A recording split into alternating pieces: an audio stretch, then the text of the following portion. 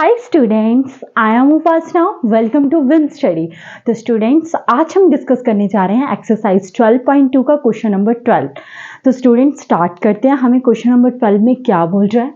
बोलते हैं to warn ships for under water rocks lighthouse spreads a red color light over a sector of angle 80 degree to a distance 16.5 kilometer. Find the area of the sea over which the ships are warned.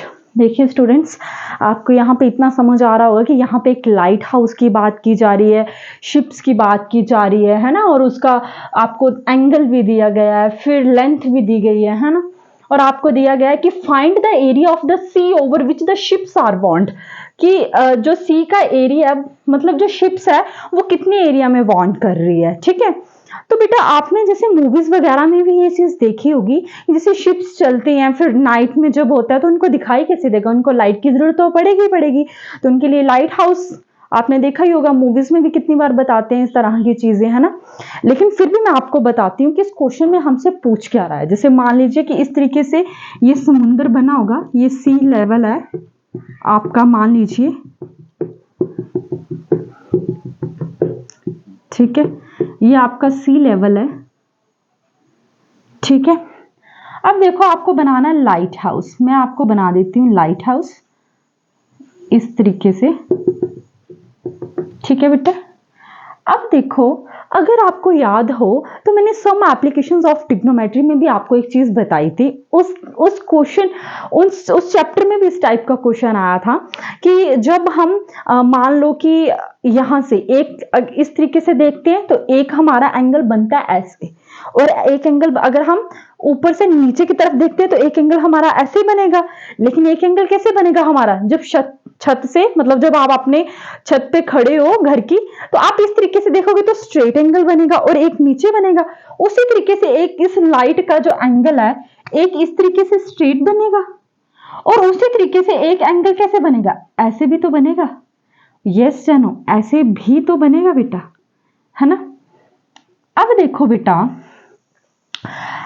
अगर आपने घरों में भी देखा होगा torch वगैरह का जब आप यूज करते हैं तब भी इस तरीके की रे बनती है या नहीं बनती है। और इन्होंने क्वेश्चन में आपको साफ साफ ये चीज बोली हुई है कि यहाँ पे एक सेक्टर की बात होगी। और अब आप ध्यान से देखो इस फिगर को, तो ये वाकई में आपको एक सेक्टर लग रहा है। और आपको ये भी बताया गया है कि जो 16.5 किलोमीटर तक इसकी क्या है, लाइट पहुंच रही है, मतलब लेंथ बताई हुई है। तो ये कितना आगे बेटे, 16.5 किलोमीटर। और जब ये कितने डिग्री का एंगल बना रही है ये लाइट, ये भी बताया कितने बेटा, 80 डिग्री का। समझ आ गया। बोलता find the area of the sea over which the ships are warned. तो कितने एरिया में जो शिप है ये वार्न कर सकती है, यानी कि आपको सेक्टर का क्या निकालना बेटा, एरिया निकालना है। अच्छा, अब देखो कईयों को अगर फिर से भूल गया कि सेक्टर का क्या फॉर्मूला आता है क्या नहीं होता, बस आप मेरी बातें सुनो ध्यान से कि मैं आपको बोल क्या रही हूं। यहां पे ये आपको सेक्टर बनाया, सेक्टर बनता कैसे था, इस तरीके से सर्कल होता था, आप क्या करते थे, ये सेंटर पॉइंट होता था, मैं बोलती थी कि दो रेडियस से मिलकर क्या बनता है बेटा, एक सेक्टर बन जाता है, यही बोलती थी, और इसको क्या बोल देती थी, सेक्टर बोलती थी। तो आप मान लीजिए कि यही सेक्टर उठाकर इन्होंने यहां पे रख दिए। समझ आ गया, यही सेक्टर मैंने यहां से निकाला और यहां पे ये सेम ही सेक्टर है। ओके, अब उसी तरीके से ये भी सर्कल की क्या होंगी, दो रेडियस होंगी, दो रेडियस बनकर मिलकर क्या बन रहा होगा बेटा, ये सेक्टर ही तो बन रहा है सारा, ये सेक्टर ही बन रहा है।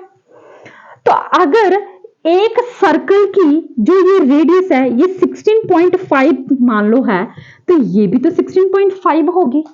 और इन्होंने हमें क्वेश्चन में क्या बोला है कि ये क्या है, लेंथ है। ठीक है, डिस्टेंस बताया हुआ है। ठीक है, इनडायरेक्टली हमें क्या बताया, डिस्टेंस बताया। तो बेटा ये डिस्टेंस ही तो रेडियस हुआ सेक्टर का। अगर ये सेक्टर बन रहा है तो ये डिस्टेंस हुआ क्या फिर आखिरकार, ये रेडियस ही तो हुआ।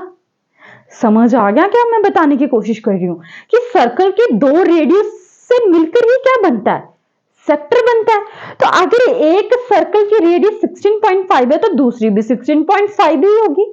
अगर ये डिस्टेंस 16.5 है तो ये भी 16.5 ही होगा। लेकिन बात यहाँ पे ये आ रही है कि ये सर्कल की क्या है, इन्होंने क्या बोला, ये डिस्टेंस बताया गया, तो खुद ही तो ये कह रहे हैं ये सेक्टर है, तो इट मींस ये किसकी बात हुई, रेडियस की बात हुई। चलो एक डाउट तो हमें क्लियर हो गया, हमें क्या मिल गया बेटा, रेडियस मिल चुका है, कितना, 16.5 किलोमीटर। ओके, जब आप रेडियस बनाते हैं तब आप क्या देखते हैं, थीटा एंगल भी देखते हैं, यहां पे एक थीटा भी होता था, यस या नो। उसी तरीके से ये जो लाइट है ये कितने डिग्री का एंगल बना रही है, 80 डिग्री का एंगल बना रही है। इट मींस हमें थीटा भी कितना मिल गया बेटे, 80 डिग्री मिल गया। समझ आया या नहीं आया, लगा पता मैं आपको क्या बताने की कोशिश कर रही हूं।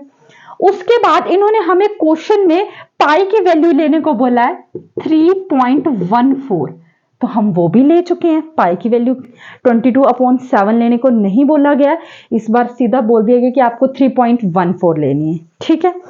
इट मींस जो आपका सी ओवर है वो किसके इक्वल है, एरिया ऑफ सेक्टर के इक्वल है। यानी कि आपको लिखना है कि area of the sea over which ships are warned is equal to area of sector. Area of sector का फॉर्मूला लगा देंगे, तो लगाते हैं बेटा।